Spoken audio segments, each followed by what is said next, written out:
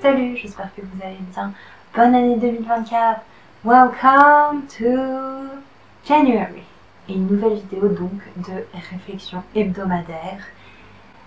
Je sais pas ce que ça va donner. Donc bienvenue sur cette chaîne, si c'est la première fois que tu viens et si c'est pas la première fois.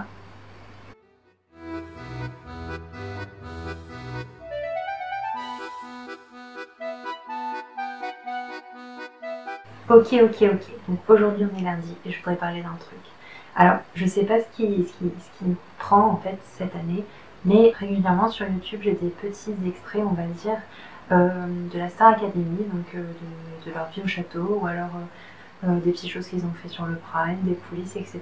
Je sais pas pourquoi ça m'intéresse, je trouve ça assez intéressant parce que je pense que ça me permet de voir un petit peu comment les gens vivent en communauté, comment ils se comportent les uns avec les autres, comment ils gèrent le stress, comment ils gèrent des évaluations, parce que aussi le monde de la télé c'est quelque chose de très très spécial qui met pas forcément les gens à l'aise, et donc ça me permet de voir un petit peu comment les gens fonctionnent et un petit peu de temps en temps je pense imiter ou voir comment il faut se comporter en société par exemple.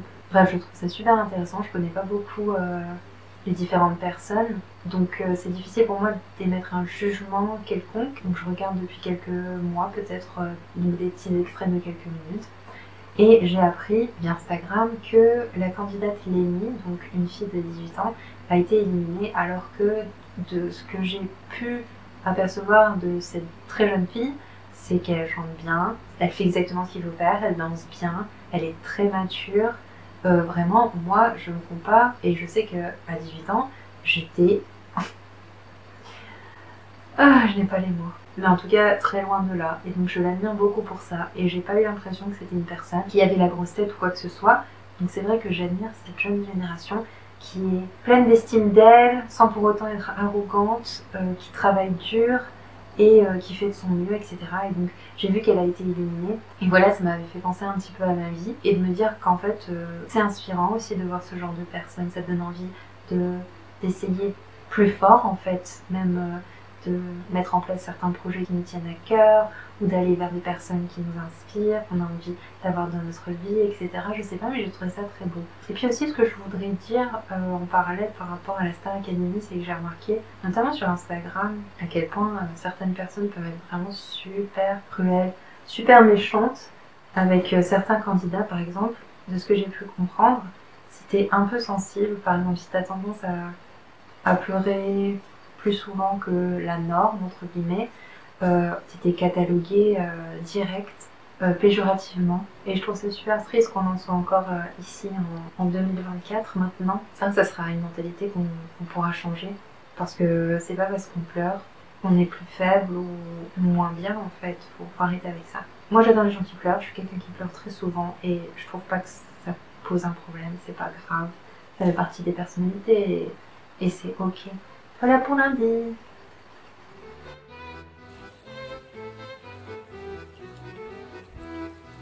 Coucou, j'espère que ça va. J'arrive pas à y croire parce que j'ai réussi à faire l'audio d'une vidéo qui traîne depuis au moins 6 mois en fait.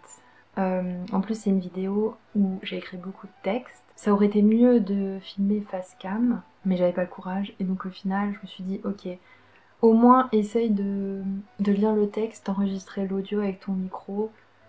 Et à chaque fois je remettais au lendemain. À chaque fois j'étais en mode oh putain, trop la flemme, trop la flemme. Et en fait ce qu'il faut savoir c'est que des fois j'ai souvent des idées de vidéos vraiment. Et je les note. Et des fois je réussis à avoir la motivation de faire direct la vidéo. Donc c'est souvent de l'impro où il n'y a pas vraiment de scénario ou de ligne directive. Donc c'est pas très bien organisé. Mais où au moins je fais le travail. Et des fois, je suis très ambitieuse, donc j'ai une idée qui arrive, et donc j'écris parce que voilà, je suis inspirée. Et après, je vois le travail que ça demande, après pour filmer, pour faire l'audio, pour trouver les images, pour monter et tout, et ça me décourage, et donc je laisse traîner ça. Et mon objectif pour janvier, c'était vraiment d'en finir avec cette vidéo. Ce qui me posait le plus de soucis, c'est vraiment de me mettre à enregistrer avec mon micro, alors que franchement, c'est pas sorti. Pas sorcier. J'ai noté le matin sur une feuille tous les trucs que j'avais à faire et j'ai mis vas-y tu fais l'audio, tu fais l'audio, tu vas y arriver. Genre c'est un truc de torture. Et j'ai réussi et au final ça m'a pris moins de 30 minutes. Donc je suis super contente, mais j'admire les gens qui sont... Enfin dont le métier c'est vraiment de filmer, de monter, d'écrire le scénario. Parce que ça demande... En fait je sais pas si les gens se rendent compte, mais ça demande vraiment beaucoup de boulot. En plus moi par exemple, je filme pas forcément souvent face cam. Les gens qui organisent vraiment bien leurs propos, je veux dire c'est des vidéos sublimes que j'adore, c'est mes préférés en fait, quand c'est pas trop fait à l'arrache, comme ce que je propose moi. Mais vraiment c'est un truc de malade. Mais voilà, en gros je voulais juste dire, je suis contente, et si quelqu'un a des conseils sur comment bien organiser le travail sur YouTube pour des vidéos et du montage, franchement je prends, hein, parce que...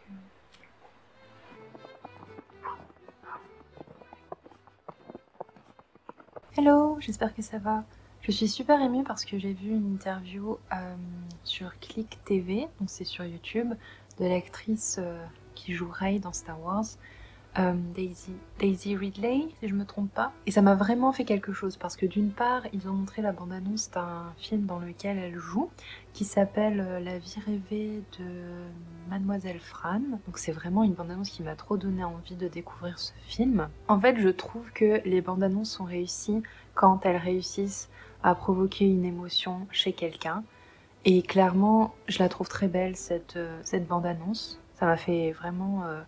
monter les larmes aux yeux, donc j'ai très envie de voir ce film avec cette actrice. Et dans cette interview, elle avait dit que quand elle a vu la première fois le film Star Wars dans lequel elle a joué, elle a été bouleversée, mais dans le mauvais sens. Elle a dit « je suis vraiment une merde, je suis nulle » et tout ça. Et encore une fois, ça m'a touchée parce que pour moi, et je sais que les avis sont subjectifs, mais pour moi, c'est une très bonne actrice, surtout voilà, dans le premier volet de Star Wars dans lequel elle apparaît. Je la trouve formidable en fait, et elle joue très bien. Et le fait de me dire qu'il y a cette personne qui a tout donné pour ce film, qui se considère comme médiocre, c'est assez douloureux, que ce soit pour moi, mais bon après moi on s'en fout un peu, mais que ce soit aussi pour elle. Parce que je suis en train de m'imaginer, vous faites un projet qui vous tient trop à cœur, vous faites votre maximum pour que ça soit génial.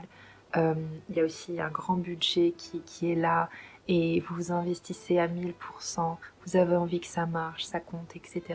Et quand vous voyez le résultat final, c'est pas autant ce qu'il y a autour que vous trouvez mauvais, mais c'est juste vous, en vous observant, vous vous jugez très sévèrement en vous disant que c'est une catastrophe, c'est une autre personne qui aurait dû gérer ça, parce que là, ça va pas du tout.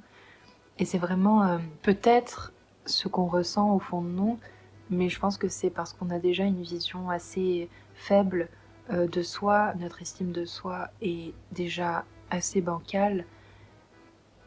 Je sais pas, mais en tout cas ça m'a vraiment fait quelque chose. Je mettrai en barre d'infos la fameuse vidéo que j'ai regardée. Mais à chaque fois qu'il y a des personnes que j'admire qui se rabaissent et qui disent des choses qui pour moi sont complètement fausses, contradictoires et insensées, ça me rend super triste. J'ai dit triste au moins 1000 fois dans cette petite vidéo.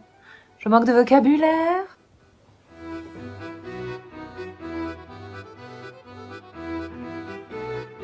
Salut tout le monde, je suis mortifiée, ça va vraiment pas. Et encore je me suis calmée. Là dans ma voiture il fait moins 4 degrés. En fait je ne ressens pas ce froid parce que je suis rouge tomate à l'intérieur, mon corps est en train de bouillir de honte. Je vais vous expliquer. Je vais vous expliquer ce qui s'est passé. Pour Noël j'ai demandé à mes parents un nouveau matelas parce que j'ai récupéré le leur qui date d'une vingtaine d'années en fait, quand j'ai emménagé donc il y a 3 ans dans mon appartement, et donc ils me l'avaient donné parce qu'ils en avaient acheté un nouveau pour eux, donc je me suis dit au lieu de le jeter à la déchetterie je le récupère. Donc c'est vraiment un vieux matelas, mais bon ça a fait l'affaire jusqu'à ce que je me dise ben pour Noël j'aimerais beaucoup un matelas. Pour moi un nouveau matelas est arrivé après Noël. Et en fait on devait le récupérer avec mon père, mais c'était compliqué avec mon travail et certains rendez-vous. Donc au final mon père s'est arrangé avec un de ses amis qui a une camionnette, ils sont allés le récupérer au magasin et ils l'ont monté chez moi. Donc j'ai pas pu être là pour les aider. Et quand je suis arrivée dans mon appartement, mon père était en train de sortir et en fait à un moment son ami ne se sentait pas bien, il m'a dit, donc il est rentré avec sa camionnette. Et en fait moi j'ai compris qu'ils avaient déplacé le vieux matelas dans ma cave en bas.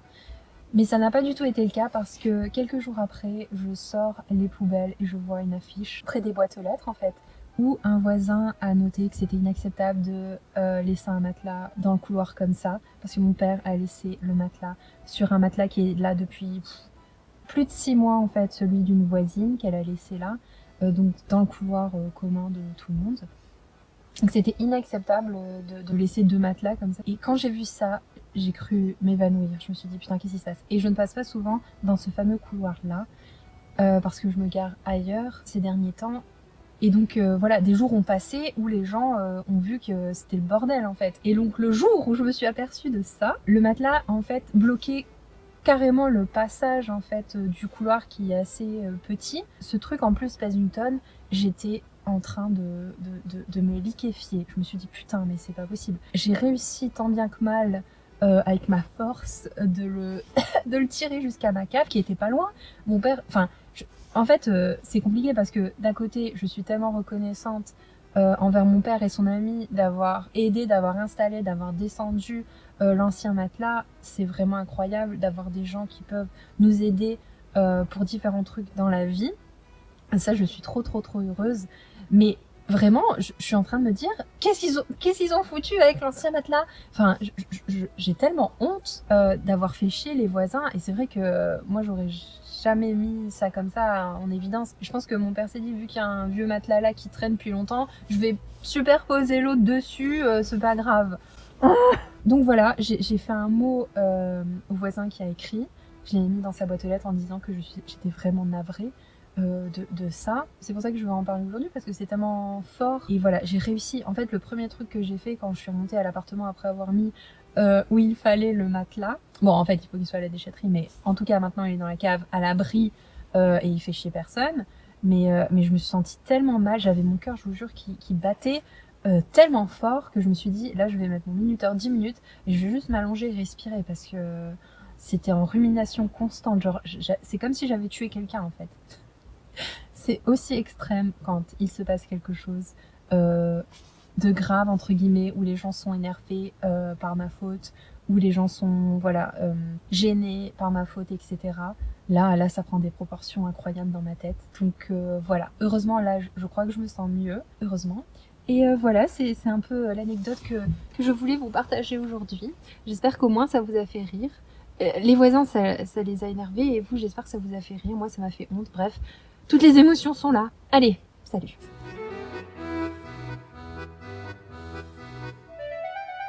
Salut, j'espère que ça va. Moi, bof.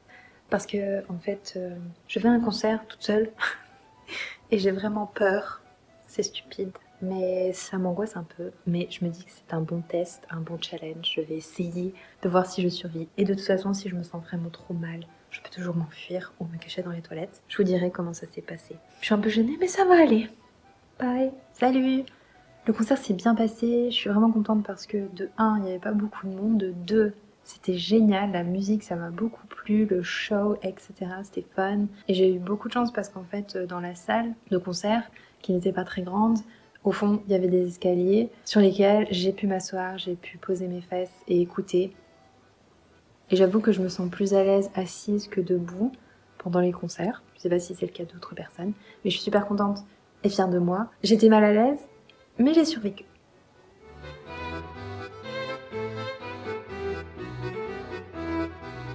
Hello tout le monde, j'espère que ça va. Aujourd'hui rapidement, parce que j'ai du mal à parler quand il y a la neige qui me fonce dans la tronche. Je voudrais parler de Saltburn. Donc c'est un film qui est disponible en tout cas actuellement sur Amazon Prime et que j'ai regardé. Alors visuellement, il est très beau. C'est une femme qui a fait ce film, qui a réalisé ce film, donc ça c'est +1. Donc il y a des choses très intéressantes dedans, je trouve. Par contre, il y a aussi des choses qui m'ont pas plu. Enfin, c'est un avis subjectif évidemment. Comme d'hab! En gros, je sais pas si vous connaissez la chanson de Sophie Ellis Bextor, Murder on the Dance Floor. C'est une chanson dont mon père était fan. Mais fan, il l'écoutait vraiment très fort, souvent. Et c'est une belle chanson avec un clip sublime. Et en fait, le film Saltburn a utilisé cette chanson dans son film pour la fin, qui est, comment dire, originale. Et en fait, pour moi, le film se résume vraiment à cette chanson et à ce clip. Je m'explique. Attention, c'est un spoiler, donc ceux qui n'ont pas vu et qui voudraient le voir, peut-être passer à un autre moment de cette vidéo parce que je vais un peu spoiler, mais en gros, pour moi, le film symbolise un peu la vanité, le fait qu'il n'y ait pas beaucoup de sens en fait à ce que les personnages font. Ils pensent qu'ils sont tellement importants, tellement supérieurs, mais au final, peut-être qu'ils se rendent pas compte que leur vie elle sert à rien et eux ne servent à rien et qu'ils se mettent, comment dire, ils se considèrent comme des gens vraiment exceptionnels alors qu'ils ne le sont pas.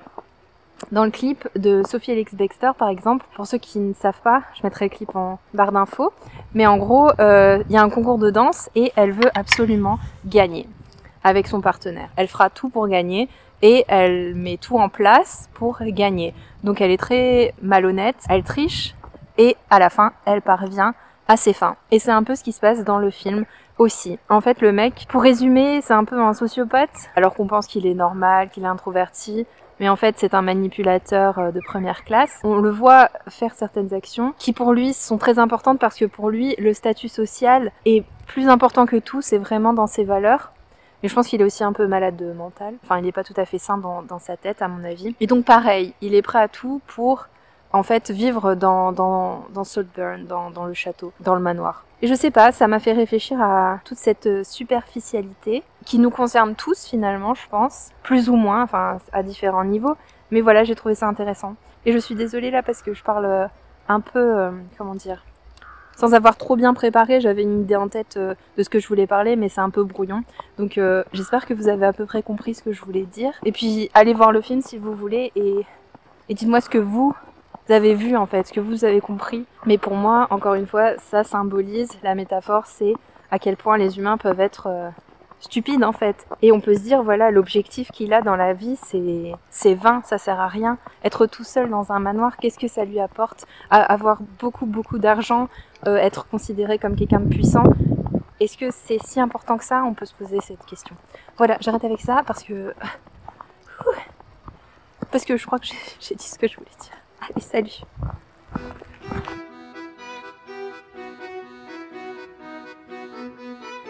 Ouh, hey, Pony, attends, il faut que je te dise un truc super important. Salut, qu'est-ce qu'il y a? En fait, je sais pas si tu connais la coach américaine Brooke Castillo, mais je viens d'apprendre quelque chose de fabuleux grâce à elle. Tu veux bien m'écouter? Je t'écoute. En fait, des fois, j'ai des émotions très fortes et je me dis que ça va me détruire.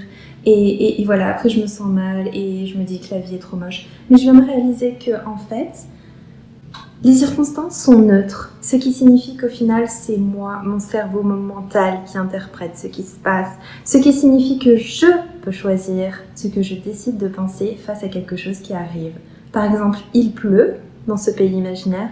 Je peux me dire, ok, il pleut, je vais mettre mon kawaii et je vais passer une excellente journée. Il n'y a rien de grave, tout va bien. Voilà! Oh waouh, c'est super intéressant comme concept. Je vais essayer de l'appliquer. Oui, au final, que tu ressentes de la honte, de la colère, je sais pas, de la joie, de la tristesse, sache que c'est vraiment quelque chose qui te traverse, mais seulement quelques secondes, et qu'au final, il n'y a pas mort d'homme. Il suffit de l'accepter, de l'intégrer, et de voir ce qu'on peut faire à partir de là. Je suis trop contente! Oui, je combats en arrière. Waouh! Eh ben merci pour ça, à bientôt pour de nouvelles aventures. Voilà, cette semaine de réflexion de janvier s'achève. J'espère que ça vous a parlé, que ça vous a plu, que ça vous a apporté quelque chose. 2024 pour moi c'est vraiment censé être, et je le porte dans mon cœur, une année vraiment importante. Et c'est vrai que le mois de janvier est passé super vite, on est quasi en février. Et d'un côté ça me rend triste parce que je me dis waouh, ça c'est déjà passé, c'est dingue. Et d'un autre côté, je me demande ce que les mois suivants me réservent. J'ai vraiment envie que ce soit une année synonyme d'évolution, de sérénité, que je me sente bien dans mes baskets et dans ma frange. Si jamais vous voulez soutenir ce que je fais, n'hésitez pas à vous abonner à la chaîne et à aimer le contenu, ça serait génial. Et on se dit à bientôt pour de nouvelles aventures. Salut!